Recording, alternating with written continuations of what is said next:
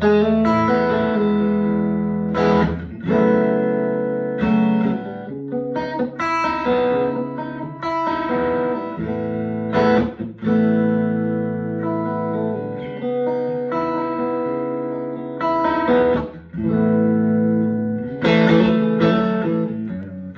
right, today we're modding my beloved TS9DX that I've had for about a decade.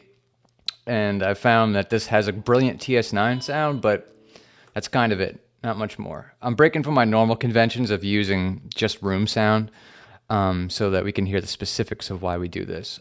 I don't mod a tube screamer unless I feel there's something more that can be brought out of it. If you're looking to make it sound like something else, then you buy another pedal. Because the tube screamer, it's kind of meant to be what it is. It's just a matter of pulling degrees of awesomeness out of it. So let's take a look at this thing, how I would normally use it in TS9 mode. So I keep my drive just under 9 o'clock and then boost it pretty nicely and try to find my tone. The clean sound is my bass man with a little bit of plate reverb.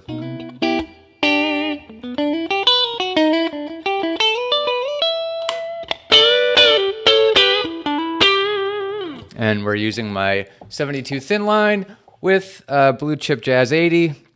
I think that's about it. So let's go through all these modes here, and we'll show you what they all do and how they kind of degrade in sound quality as you go up.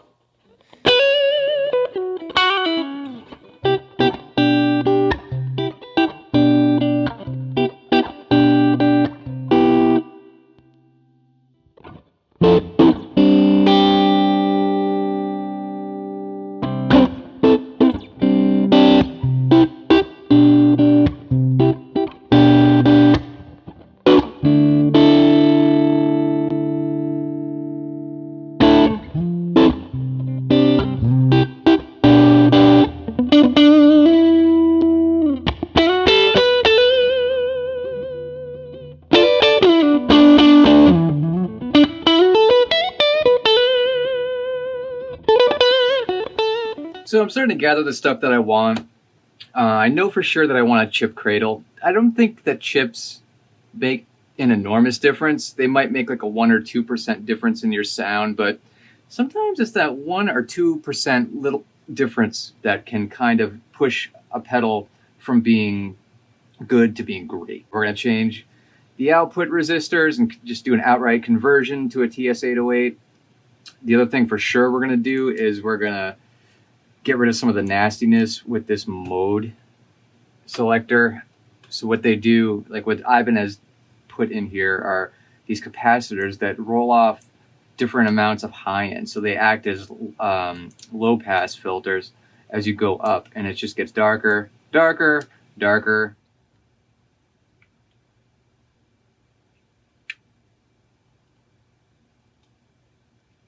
All right. We're going to give this to Dennis Reynolds.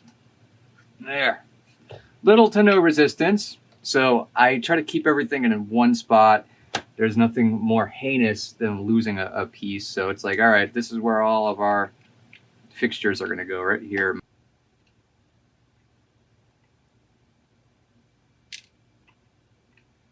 When you're removing these back plates initially, you want to make sure that you don't put too much stress on the battery terminal here.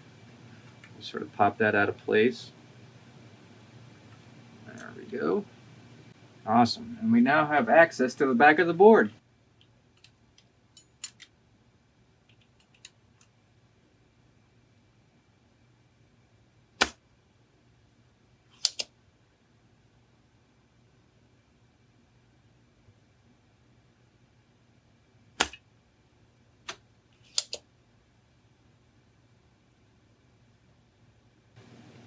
Alrighty, here's all the stuff that I removed from the main board.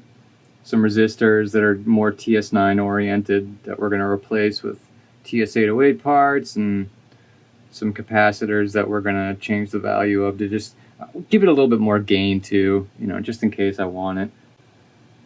Okay, here we are with the main board all soldered in. I have the chip cradle, and I decided to go with the Texas Instruments chip, the kind of Keeley-esque chip. Right from the get-go. Different resistors. This one is 620K. I put a 1.5K in there, different capacitors. You'll notice these two orange guys.